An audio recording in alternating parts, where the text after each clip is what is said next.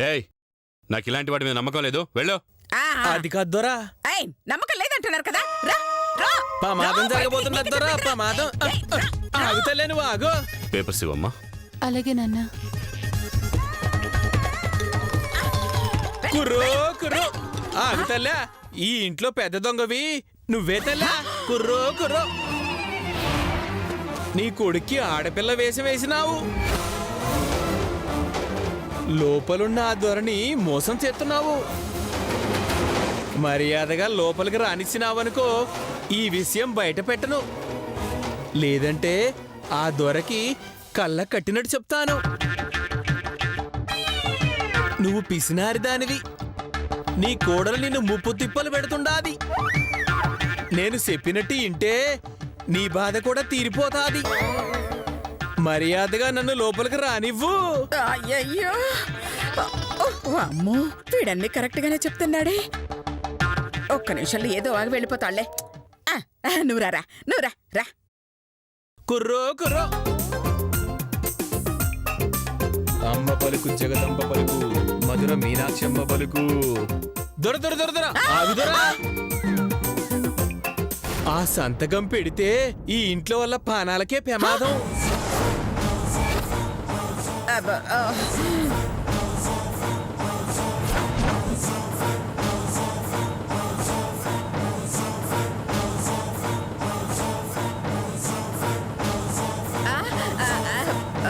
అది తను అన్ని నిజాలే చెప్తున్నాడండి, అందుకే పంపించలేకపోయాను. నిజాలా? అవును దొరా, కావాలంటే చెబుతాను చూడండి.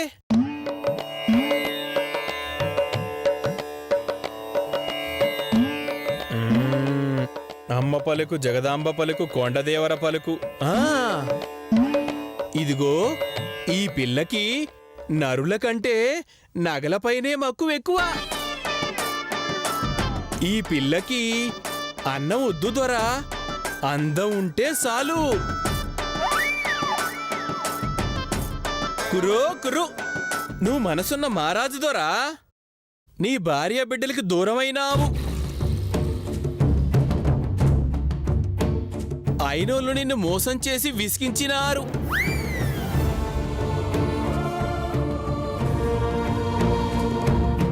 ఈ మధ్యనే చిన్నప్పుడు తప్పిపోయిన కూతురు కనిపించినాది. ఇప్పుడు ఆనందంగా ఉన్నారు.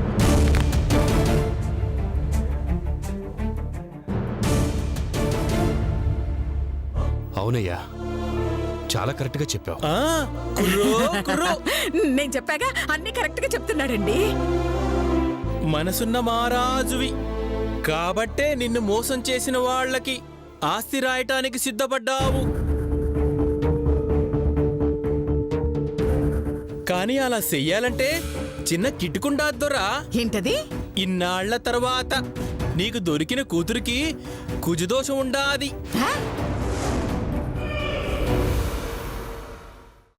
ఆ దోషం పోకుండా నీ ఆస్తి వేరే వాళ్ళ పేరు మీద రాస్తే పిల్లపానం పోతాద్దొరా.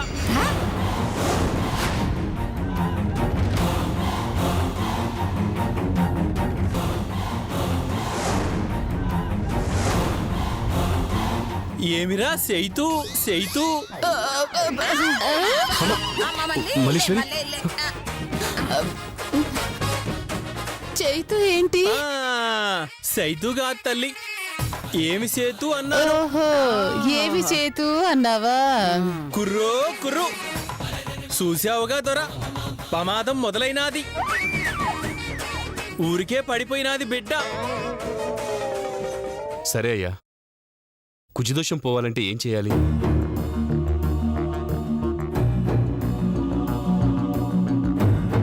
కుర్రో కుర్రు, ఈ పిల్లకి ఇలాంటి కుజదోషం ఉన్న జీవితోనే పెళ్లి చెయ్యాలా.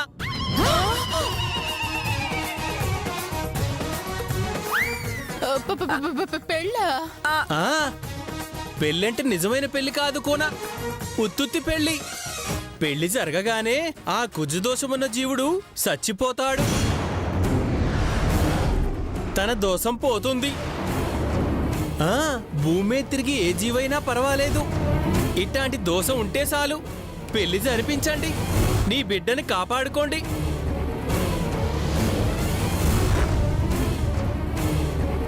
కుర్రో కుర్రో, వస్తాను దొర, వస్తాను తల్లి, కుర్రో కుర్రో.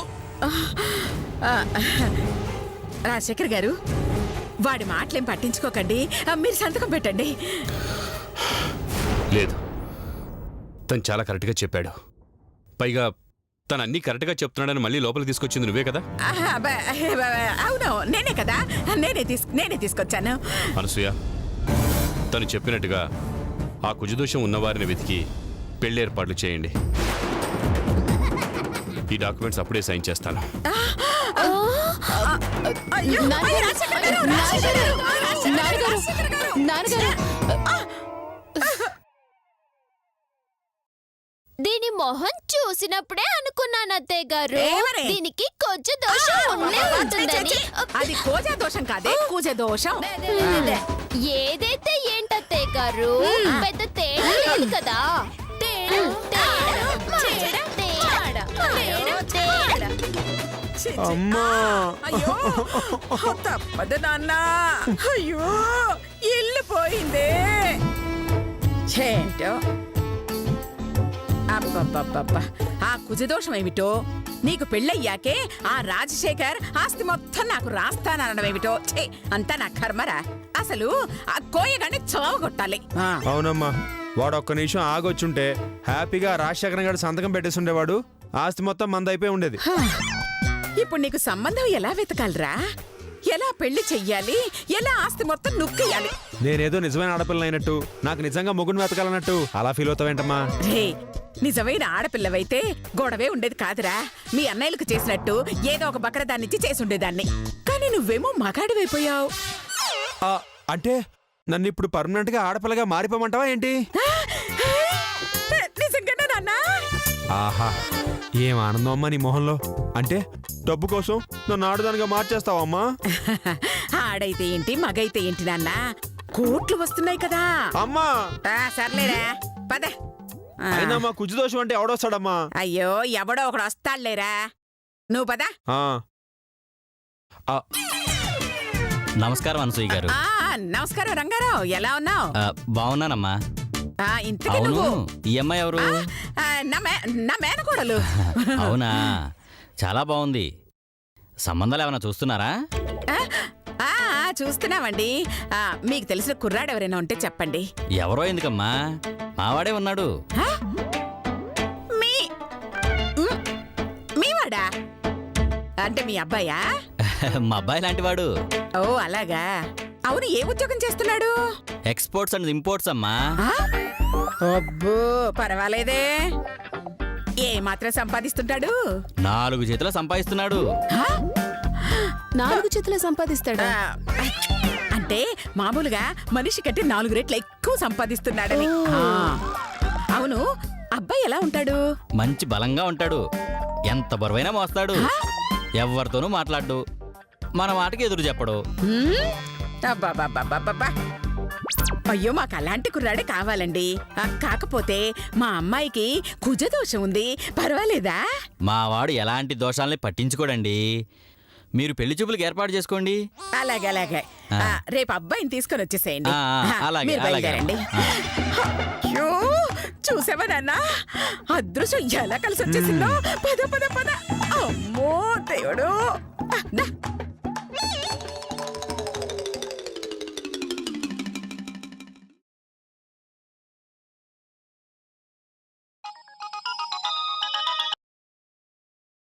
హలో బాబాయ్. హలో మధుమతి, ఏమైంది? నువ్వు చెప్పినట్టే జరిగింది. వాళ్ళు మన వల్ల పడ్డారు. రేపు పెళ్లి చూపులకు రమ్మన్నారు. వెరీ గుడ్ బాబాయ్. మిగతా కథ కూడా నేను చెప్పినట్టే నడిపించండి. అలాగే, ఉంటానమ్మా. అత్తయ్య, పెళ్లి చూస్తావా? పెళ్లి చెయ్యి. ఎక్కడని వెతకనే? ఇక్కడెక్కడో ఉంటుంది, వెతకండి. ఏం వెతకనే? నీకు అక్కర్లేనివన్నీ పట్టుకొచ్చి స్టోర్ రూమ్ లో పడేస్తావు. నీకు కావాల్సి వచ్చినప్పుడు వెతకమన్నా ప్రాణం తీస్తావు. చూస్తున్నా నీ చోటు నేను. అబ్బా, అది దొరక్కపోతే ఇంకో నూరటం కుదరదండి, వెతకండి. వెతుకుతానులే. అయినా మధు ఉన్నప్పుడు నాకు ఈ అవస్థ లేకుండా అన్ని పనులు చేసి పెట్టేది. అది అత్తారింటికి వెళ్ళింది, కష్టాలన్నీ నాకు దాపురించాయి. నడుము నెప్పెట్టి చస్తున్నాను. అవునే, మధు అంటే గుర్తొచ్చింది. మధుని చూసి చాలా రోజులైంది. ఒకసారి వెళ్ళి చూసొద్దామా? మనం వెళ్తే వాళ్ళ అత్తయ్య గారు మొహం అదోలా పెట్టుకుంటారండి. ఏం వెళ్తాం చెప్పండి? అలా అని మన కూతుర్ని మనం చూడకుండా ఉంటామా? ఆవిడేమనుకుంటే అనుకుంటుంది, మనం మాత్రం వెడదాం. ఏం అక్కర్లేదు, మధుకే ఫోన్ చేస్తాను. ఓసారి వచ్చేళ్ళమంటే తానే వస్తుంది. ముందు వెతకండి. వెతుకుతానులే, చంపుతున్నావు పట్టుకుని.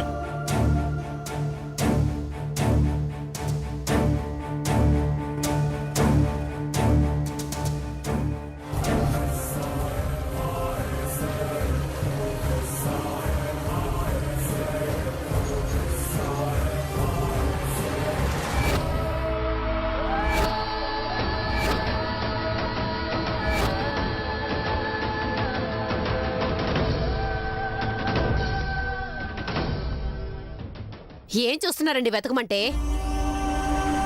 బా ఏమండి మిమ్మల్ని. సుమతి, మన మధుమతి చిన్నప్పటి ఫోటో. దాన్ని ఇలా తలుచుకున్నామో లేదో అలా మన కళ్ళ ముందుకు వచ్చేసింది. చిన్నప్పటి ఫోటోనా?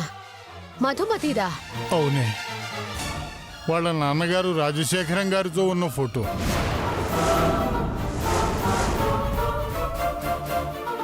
ఇదిగో నువ్వు చూడు, ఎంత చక్కగా ఉందో చూడవే. ఆ ఫోటో ఎప్పుడో బయట పడేశాం కదా. ఆ విషయం మళ్ళీ మళ్ళీ గుర్తు రావదనే కదా అది తీసి బయట పడేశారు. సుమతి, ఎంత కాదనుకున్నా, ఎంత దాయాలనుకున్నా, మధుమతి రాజశేఖరం గారి కూతురేనే.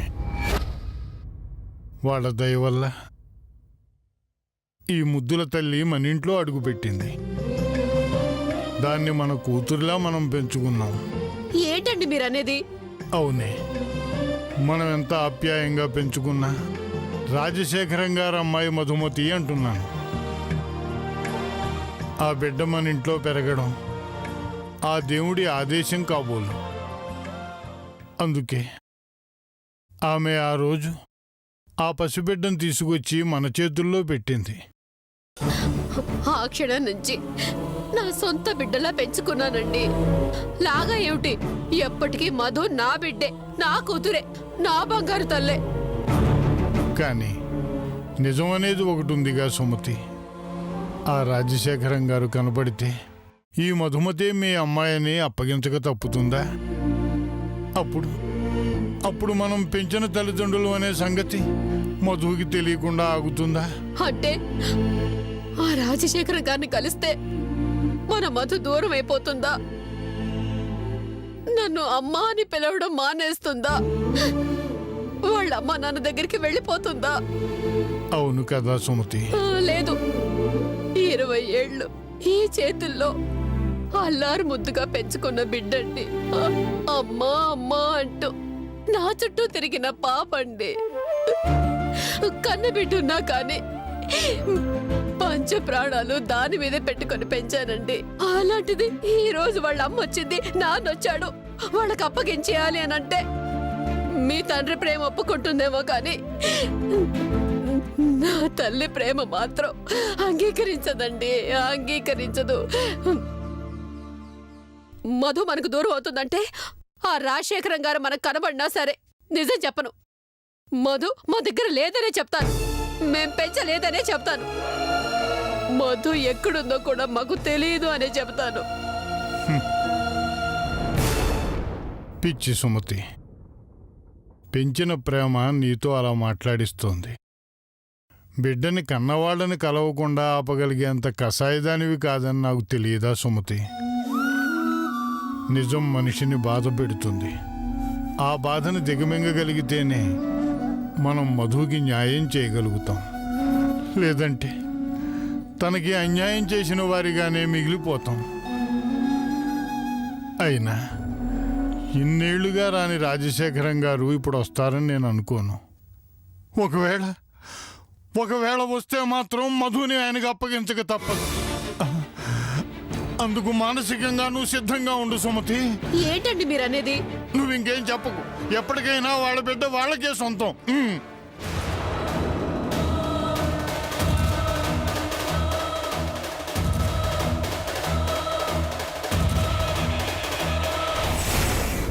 ఏ లత, శిరీష, ఒసే లత, శిరీష, అబ్బబ్బా ఎక్కడికి అబ్బబ్బబ్బా.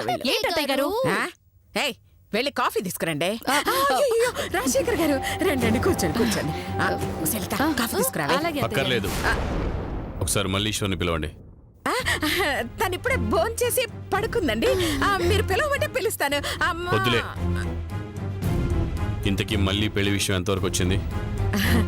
ఆ పని మీదే ఉన్నామండి. 2 రోజుల్లో ఏదో ఒక సంబంధం ఖాయమైపోతుంది. ఎంత త్వరగా తన పెళ్లి చేస్తే మీకే అంత మంచిది. ఆలస్యమైతే నా మనసు మారిపోవచ్చు, నా నిర్ణయం కూడా నేను మార్చుకోవచ్చు.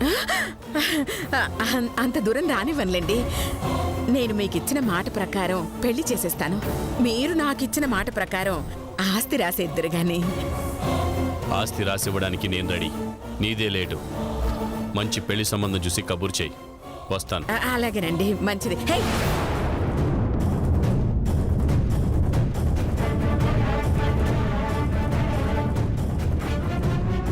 ఏయ్, నువ్వెందుకు వచ్చావు? మర్యాదగా ఇక్కడి నుంచి ఆగో. తన చూపు చూస్తే అర్థం కావట్లేదా? తనొచ్చింది నీ కోసం కాదు, నా కోసమని. చెప్పమ్మా, ఏం చెప్పాలని వచ్చావు? చెప్పాలని కాదండి, చేసిన పొరపాటికి క్షమాపణ చెప్పుకోవాలని వచ్చానండి.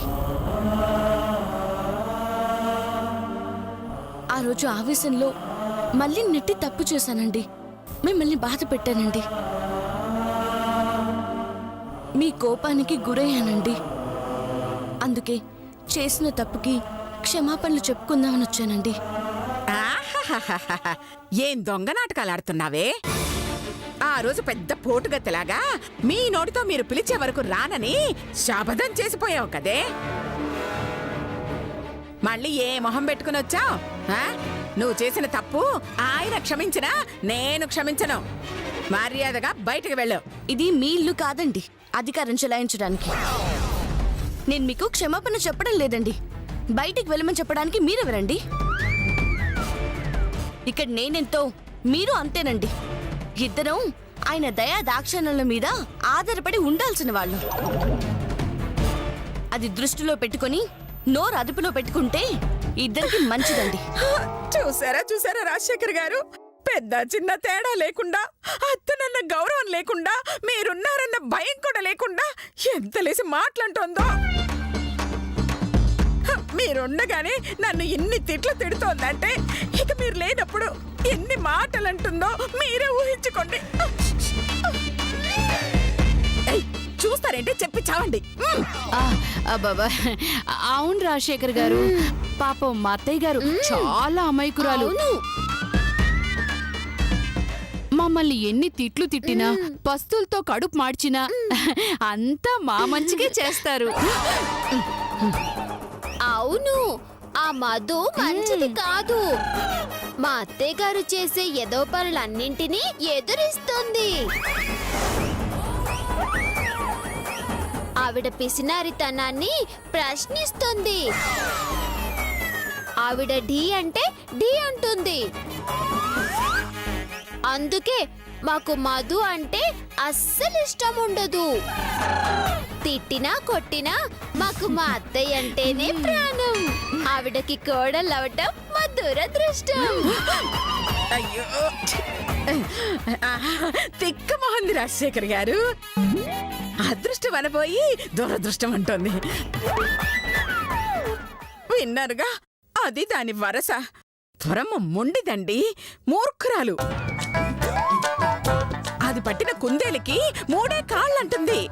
పెద్దలంటే దానికి లెక్కే లేదు, మొగుడంటే విలువే లేదు. అలాంటి దాన్ని ఎలా ఇంట్లో ఉంచుకోమంటారు? మీరే చెప్పండి.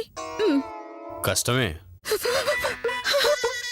అవునండి, దానివల్ల నేను చాలా కష్టాలు పడ్డాను.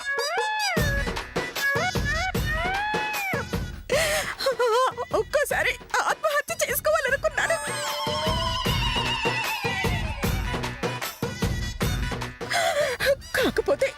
వస్తే పాపం మీ మళ్ళీ బతుకు అన్యాయం అయిపోతుందని ఆగాను. దయచేసి దాన్ని మాత్రం లోపలికి రానివ్వకండి. బాధపడక అనసూయ. అమ్మ పుట్టిల్లు మేనమావకు తెలియదా అని నీ సంగతి నాకు చెప్పాలా?